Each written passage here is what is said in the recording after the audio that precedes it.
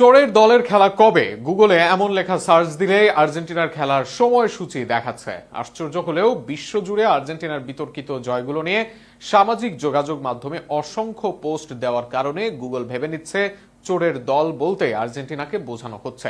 আশ্চর্যজনক এই ঘটনা নিয়ে থাকছে প্রতিবেদনে।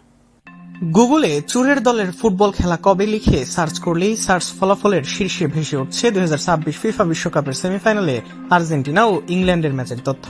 বিষয়টি সামাজিক যোগাযোগ মাধ্যমে ব্যাপক আলোচনার জন্ম দিয়েছে। অনেকে বিস্ময় প্রকাশ করেছেন, আবার অনেকে এটি নিয়ে মিম, ট্রল বা ব্যঙ্গাত্মক পোস্ট শেয়ার করছেন। তবে এটি গুগলের কোনো আনুষ্ঠানিক নামকরণ বা অবস্থান নয়। গুগল কখনোই কোনো দলকে এ ধরনের নামে চিহ্নিত করেনি, বরং দীর্ঘদিন ধরে সামাজিক যোগাযোগ মাধ্যমের বিভিন্ন প্ল্যাটফর্মে আর্জেন্টিনাকে উদ্দেশ্য করে বিপুল সংখ্যক ট্রল, মিম, ভিডিও, পোস্ট এবং মন্তব্যে চোরের দল শব্দটি ব্যবহার হয়ে আসছে। ওই কিওয়ার্ডের সঙ্গে আর্জেন্টিনা ইংল্যান্ড ম্যাচকে সম্পর্কিত হিসেবে শনাক্ত করতে সহায়তা করছে। গুগলের সার্চ ইঞ্জিন কোনো নির্দিষ্ট শব্দের সঙ্গে ইন্টারনেট সবচেয়ে বেশি আলোচিত এবং প্রাসঙ্গিক কন্টেন্টের সংযোগ বিশ্লেষণ করে ফলাফল প্রদর্শন করে। অর্থাৎ কোনো শব্দ বা বাক্য যদি দীর্ঘ সময় ধরে বিপুল পরিমাণ কন্টেন্টে ব্যবহৃত হয়, তাহলে সেই শব্দের সঙ্গে সম্পর্কিত বিষয়গুলো সার্চ ফলাফলে অগ্রাধিকার পেতে পারে। বর্তমানে ঘটনাটিও তারই একটি উদাহরণ।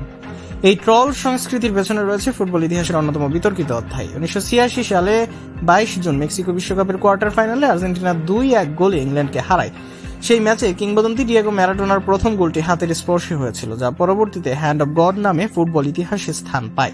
যদিও একই ম্যাচে তিনি প্রায় অর্ধেক মাঠ একাই ড্রিবল করে যে গোলটি করেছিলেন, সেটি আজও গোল অব দ্য সেঞ্চুরি হিসেবে বিবেচিত। এছাড়াও 2022 বিশ্বকাপে অনেকগুলো পেনাল্টি পেয়েছে আর্জেন্টিনা। 2026 বিশ্বকাপেও বিতর্কিত বিষয়গুলো পক্ষে নিয়েছে আর্জেন্টিনার। ঠিক 40 বছর পর 2026 বিশ্বকাপের সেমিফাইনালে আবারও মুখোমুখি হয়েছে আর্জেন্টিনা ও ইংল্যান্ড। স্বাভাবিকভাবেই পুরনো সেই বিতর্ক নতুন করে আলোচনা এসেছে।